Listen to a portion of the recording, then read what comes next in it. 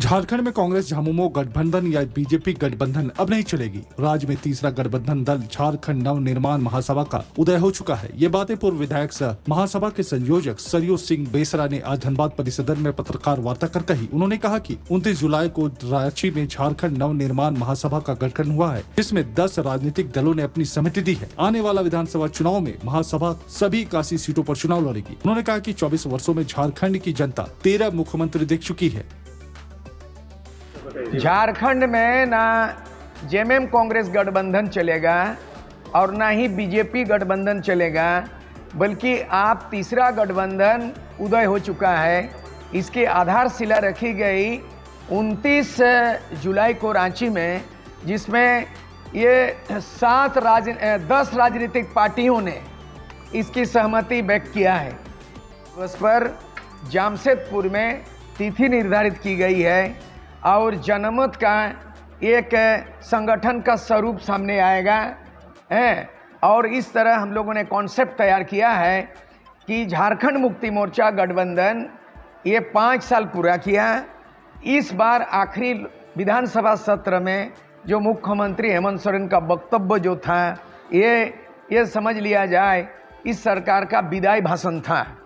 और आने वाला दिन में व्यक्त किया जा रहा है संभावना कि आने वाला दिन में अगस्त महीना में ही 22 तारीख तक, शायद इसी महीना कभी भी आचार संहिता लगेगा और सितंबर में चुनाव संपन्न हो जाएगा। 6वां विधानसभा झारखंड के गठबंधन के कितने हम 81 विधानसभा में पार्टी 10 पार्टियां हैं। जैसे पहला पार्टी झारखंड पीपुल्स पार्टी मेरे नेतृत्व में, और मौलाना अब्दुल ये रिजवी जी, जिनके पार्टी का नाम है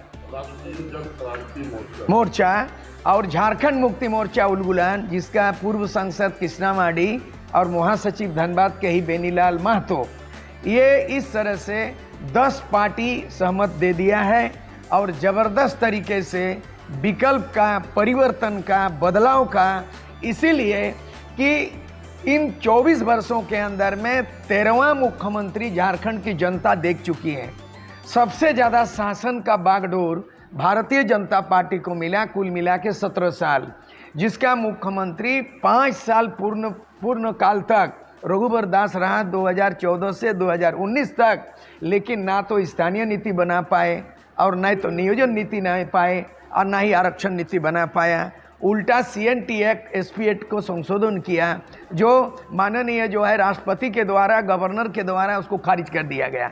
तो भारतीय जनता पार्टी झारखंड में खारिज हो चुका है और वो विफल साबित हो चुका है।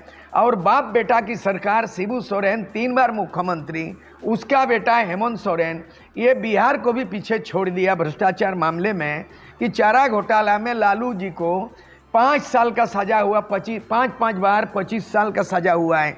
लेकिन अभी जेल से बेल में निकला हेमंत सोरेन, वो अभी बरी नहीं हुआ है। लेकिन ज़मीन का घोटाला, माइनिंग का घोटाला और इस तरह के बहुत सारे घोटाला, आलमगीर आलम घोटाला, हम लोग 81 पे टोटल।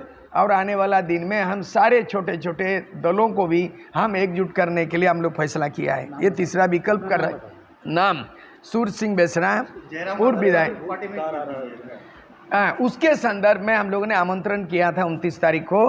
वो आने वाले थे, प्रतिनिधि देने वाले थे, उन्होंने आया नहीं है। और इससे ज़्यादा उस पर हम कमेंट्स करना नहीं चाहेंगे।